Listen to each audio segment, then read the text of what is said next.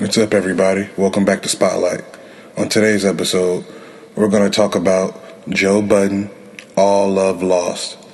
In my opinion, it's a very underrated album, often overlooked, and we know how Joe Budden is portrayed nowadays. So let's get to this album. Let's talk about why I chose it and what you'll like about it, alright? See you soon.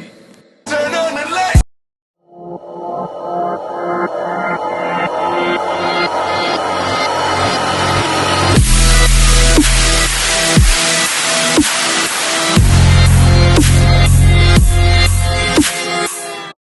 Okay, so as I said, we were going to talk about Joe Budden's All Love Lost.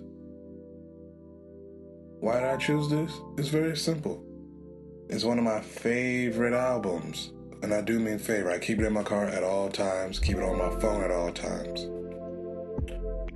But I do mean never, hear anybody ever really mention it. And of course, we know nobody ever talks about Joe Budden's music career. But it's a very good album. So let's get into it. So let's talk about what it did on the charts, alright? So it debuted at number 29, nothing spectacular, but still pretty good. It peaked at number 15 if I'm not mistaken, which is still not bad. And this was towards the end when he was winding down his career, moving into his, I guess you could say, attempted mogulhood. But let's talk about what the album really talks about, the themes of the album, alright? Obviously it's Joe Budden, so it's gonna be, if you want to say emo rap, then emo rap. So yeah, emotional rap. It talks a lot about failed relationships, the struggles of those relationships, toxic relationships. Those are a big thing of Joe's music catalog. We all know about those songs. Of course, it goes through depression, which I think is very relatable for anybody. It does touch on drug addiction, his drug addiction in general, and of course the feeling of self-worth. Do I feel like I'm worthy? Do I feel like I'm a waste of time? Those right there, those themes touch very deeply to, I think, everybody. Everybody's been in a failed relationship. Every relationship's been toxic to a degree. Not super toxic, but every relationship that's failed had a point of toxicity, which is why it failed. Everybody, no matter how successful, how happy, how positive you are at that moment, has dealt with some type of depressive moment in their life.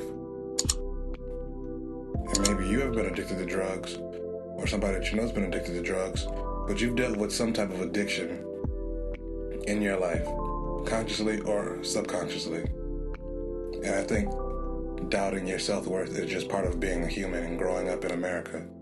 Am I good enough? Am I attractive enough? Am I smart enough? Am I tall enough? Am I strong enough?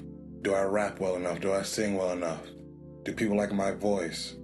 You know, your self-worth or your self-esteem is something that's always being battered in America. So of course, everybody's gonna have that issue once upon a time in their life. It's human nature. Now on to some of my favorite songs of the album. First one I'm gonna talk about is Broke. It's the first full song if you don't count the intro, because Joe does like to do long intros. But this first song comes out swinging with a soul-touching journey into a failing relationship.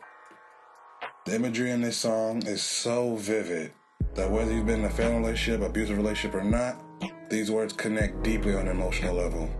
And even more so if you have been in those situations. In my opinion, this song could have been made into a play. Still has potential to be made into a play if he chooses to go that route. It invokes that amount of emotion. And if you watch the music video, you understand that 10 times more.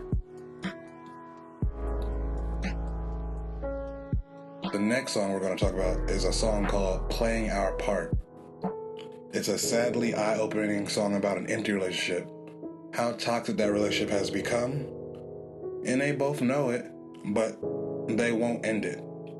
So it's really going back and forth about what they should do to end it, but they won't because people are stubborn and stuck in their ways. And as the title continues to say, they just continue to play their part, even though they know they're breaking their own hearts. Many of us have been in relationships where we know they're going nowhere, or we know that they've passed their expiration dates and it's time for us to move on. Yet for some reason, Either we're afraid to be the one that ends it and we want to try to force the other person to break it up, or vice versa. Sometimes we're just stuck in a dead-end relationship and we're just continually breaking our own hearts. Let's stop doing that, people. Let's move on. Let's build and grow, not continue to destroy each other. Now, if you ever heard the song Man Down, man, it's a vulnerable song about depression, past mistakes, suicidal thoughts. Honestly, in my opinion, it's like a journal entry for Joe and how he feels he's being perceived in the eyes of others and how others want to beat him down into submission. It's a very good song to me because if you ever dealt with those situations, depression, your past mistakes getting back to you, haunting you, even suicidal thoughts, or maybe not as extreme as suicidal thoughts, but thoughts of self-harm, thoughts of being tired of existing. This song will really touch you. It's touched me just like that. And that leads it to the next song, Immortal. They tie strongly together. This song is very personal to me. Every time I hear it, my eyes tear up a little bit. I may not let the tears drop, but my tears do, make themselves known. But it's really a realization about oneself. It's basically a testament to persevering through your hardships. And even though others are rooting against you, or they look at you like a waste of time, you just gotta do as Joe say. You can't kill something that's ready to die, which means you're ready to do what it takes to overcome that hump. Ready to die doesn't mean you want to die. It means that you're willing to go to the extreme to accomplish what you want to accomplish. Nothing's gonna hold you back. There's no fear holding you back anymore. This song is very, very good to me. Very good. It touches my emotional strings, tugs at them, chops them up, whatever you want to call it, it does that.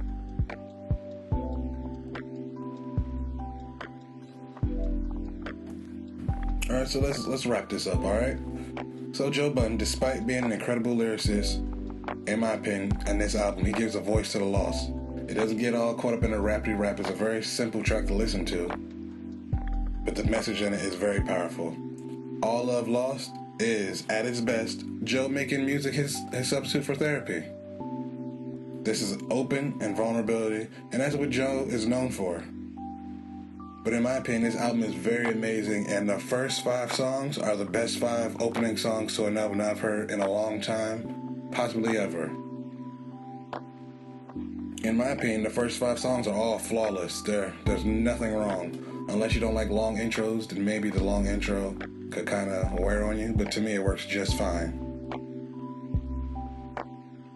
In my opinion, and I've said it a few times, but in my opinion, this is not only one of, but probably Joe's best album, and for me it's a personal classic. Like I told you guys earlier, it has to stay in my car, it has to stay on my phone. It's one of these albums that if I'm feeling down, I can listen to, and it'll help me, fight through it. But that being said, it's a good listen, but it's not a happy listen. Now you may ask, how is it good but not a happy listen? Now if you remember what I said about the themes, self-worth, depression, stuff like that, it's going to put you in your feels. But being put in your feels is not always a bad thing. We can't run from our emotions. We have to embrace them, process them, and move on. And that's what this album does. So this album will put you in your feels, but trust me, it'll be worth it, alright? If I had to rate it out of 5, I'll give it 3.5, maybe 4. If you ever heard it, tell me what you think about it in the comments. If you haven't heard it, why not? Probably haven't seen it anywhere because it's not really talked about. But appreciate you guys for stopping by. Drop a like, a comment, and if you really like this, maybe hit the subscribe button. Till next time, see y'all later.